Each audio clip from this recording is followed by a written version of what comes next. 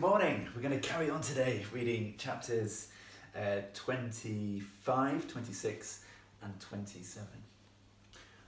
Chapter 25, Biting the Air. Soot shrieked, waking up the huge bird.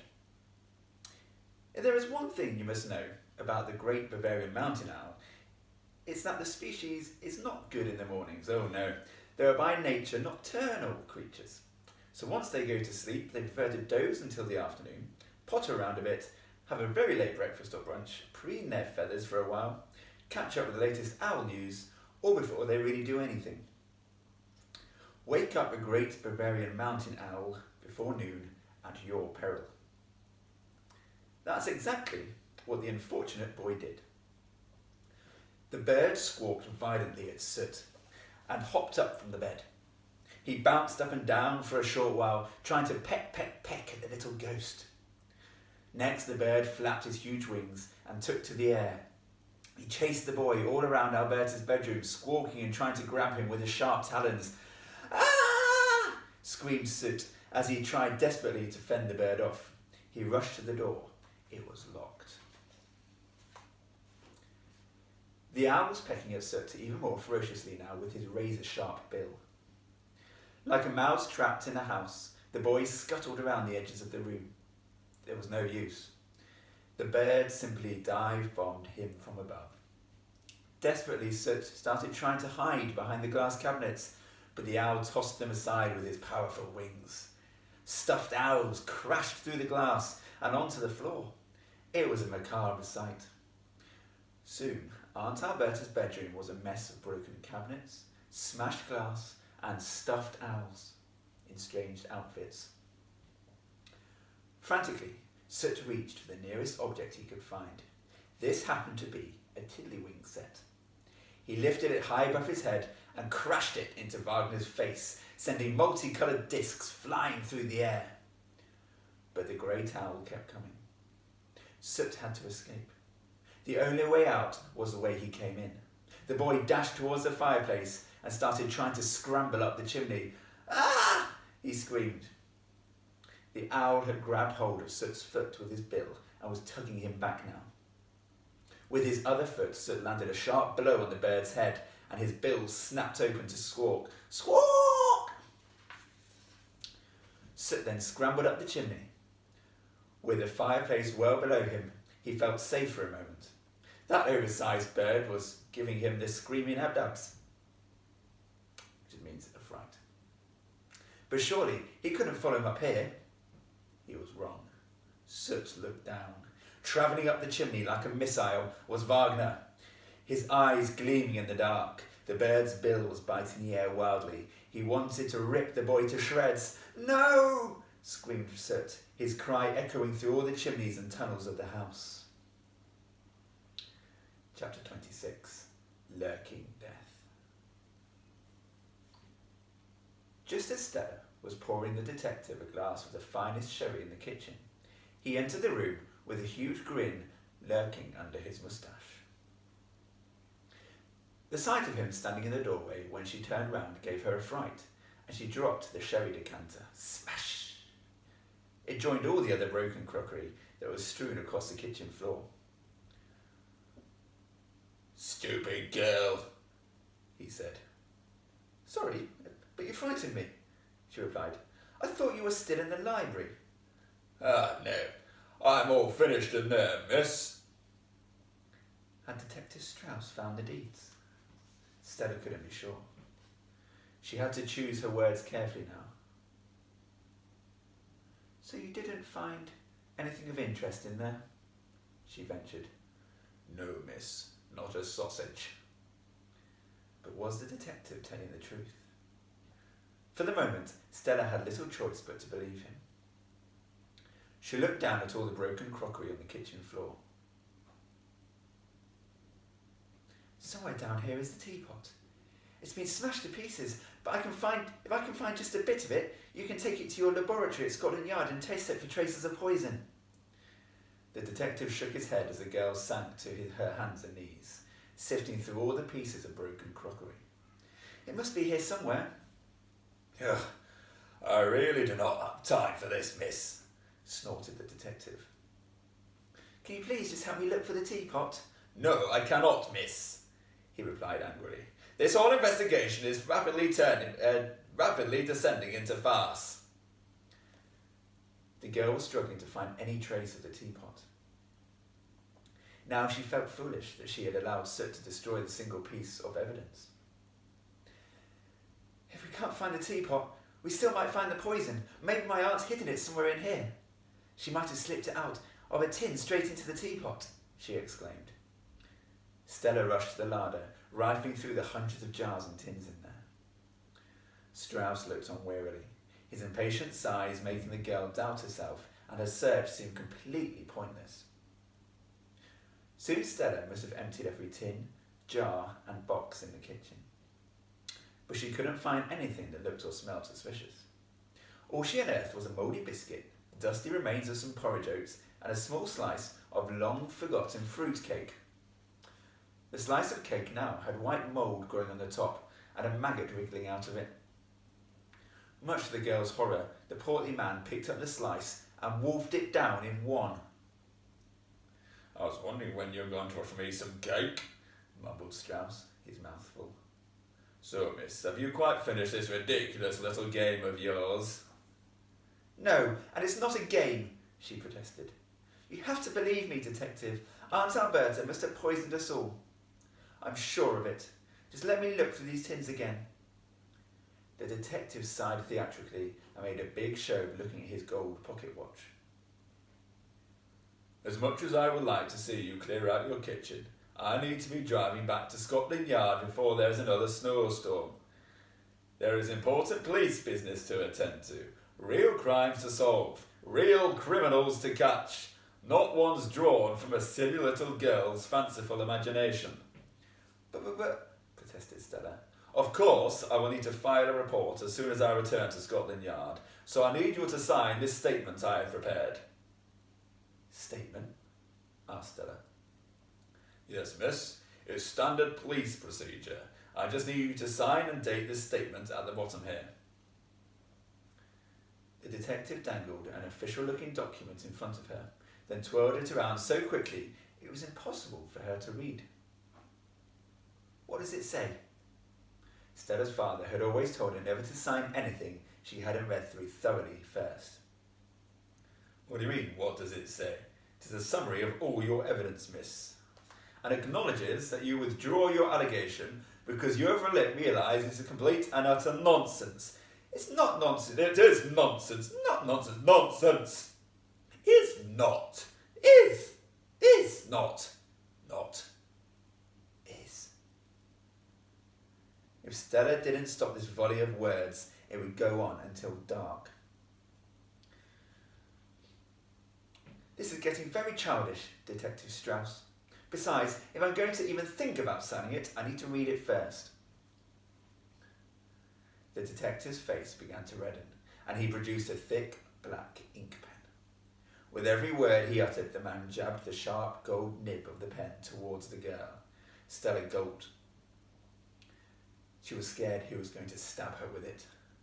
Sign the statement! Let me read it first. The detective stopped and smiled, before trying another approach. I will read it to you, miss. Save you the trouble. With that, the man gathered the piece of paper so close to his face that Stella couldn't see what was written on it, and proceeded to read aloud. Henceforth, herewith I, Lady Stella Saxby, to make the following police statement to one Detective Strauss on the date of December the 22nd, 1933, under line 92, paragraph 33b. My parents, Lord and Lady da-da-diddy-dum. The detective seemed to be skim-reading it now. Perished in a motor vehicle crash, la-da-da-da-da, I hereby allege, was caused by the ingestion of ground-up lurking death plant seeds in the tea. Bum-de-bum-de-bum-dum. The girl fixed the detective with a stare. What did you just say? The man looked up from the piece of paper and stared back at the girl. What do you mean? What did I just say? He demanded. The girl's eyes widened. You said something about lurking death plant seeds being in the tea. Did I? Detective Strauss appeared deeply unsettled. Yes, you did. Stella knew she was onto something big. And I never mentioned them. Not once. I don't think I did, miss. You did? There's no wriggling out of it now.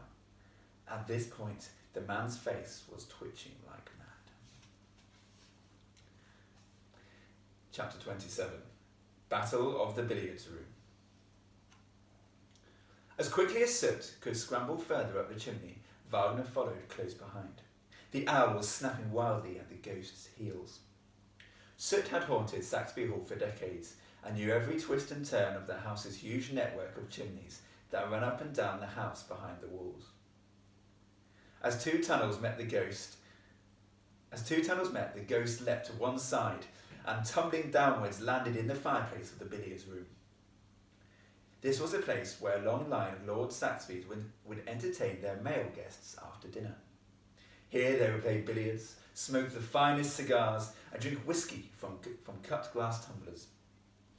It had not been used for many years. The huge wooden billiards table still stood proudly in the centre of the room, but its rich green baize top was thick with dust. Soot tumbled out of the fireplace, crawled across the room, and hid behind one of the stout wooden legs of the table. A moment later, Wagner shot out of the chimney, a large cloud of coal dust following him.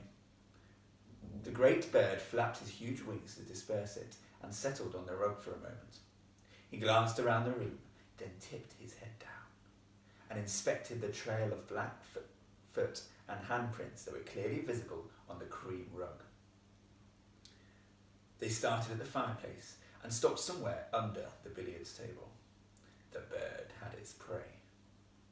Soot stayed as still as he could behind the table leg, desperate not to give himself away.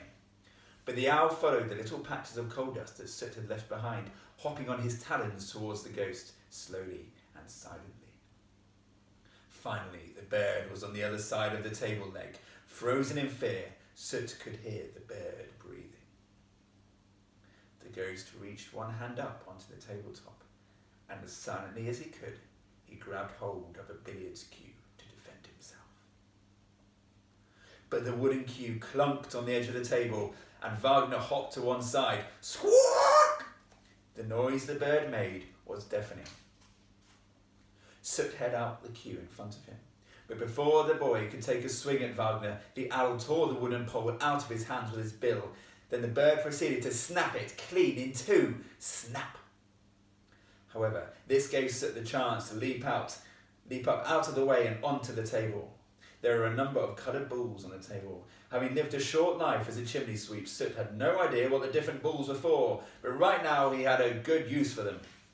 As the owl hopped up onto the table opposite him, his sharp talons ripping straight through the green baize, Soot picked up one of the white balls.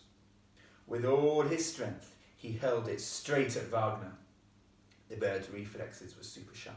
The owl caught the ball between his talons, and Soot could only watch and wonder as the creature proceeded to slowly crush the ball. Wagner turned it to dust. The ghost leapt off the table and dashed towards the door. The owl rose from the billiards table and zoomed after him. Soot threw any objects he could in the path of the bird. Chairs, books, paintings, even a coffee table, but the bird merely bashed all these things away with his wings, and they crashed against the wall and broke into pieces. Smash! Finally, Soot reached the door. Fumbling, he just managed to open it. He glanced behind him. The owl was flying towards him at speed. Wagner had stretched his body out long and thin so he could whiz through the air faster than a bullet. Soot slammed the door behind him. Slam! A second later, there was a colossal crash. The bird had flown straight into the heavy oak door. Soot allowed himself a smile as he stood out in the corridor. Keeping his hand on the door handle, he was determined to trap the terrifying bird inside. Crash! The door shook at the impact. The ghost could hardly believe it. The owl was trying to smash his way through it. Crash! Soon, so Soot could hear the bird's wings flapping again as Wagner took to the air, no doubt circling the billiards room to have one more go. Soot kept his hand firmly on the handle. Crash! This time the thick wooden door buckled under the impact. Soot decided to make a run for it. As he fled down the corridor, the great Bavarian mountain owl blasted through the door. Boom! Shards of wood exploded everywhere. Smash! As Wagner landed with a bump on the floor, the owl lay motionless. Had he knocked himself out? The bird was certainly stunned. The ghost tiptoed along the corridor and disappeared into the first room he could find, shutting the door silently behind him. It was the nursery. An old rocking horse stood still at the window, and a huge railway set was spread out on the floor. There were large books with lots of pictures on them. Teddy bears, dolls, toy soldiers, a huge box of marbles, toy cars, even a dog on wheels. It was Soot's favourite room in the house by far. Neither he nor the other children in the workhouse had owned a single toy, so this was a magical place for him. But as much as he wanted to stay and play, he had to keep moving, and he made his way over to the fireplace and climbed up the chimney. Back in the darkness of the tunnels, he knew he had to find his friend Stella. He had to warn her. Aunt Alberta had not been upstairs in her bed sleeping the whole time after all. Suddenly, it dawned on him exactly where she was. In an instant, he knew the girl was in terrible danger.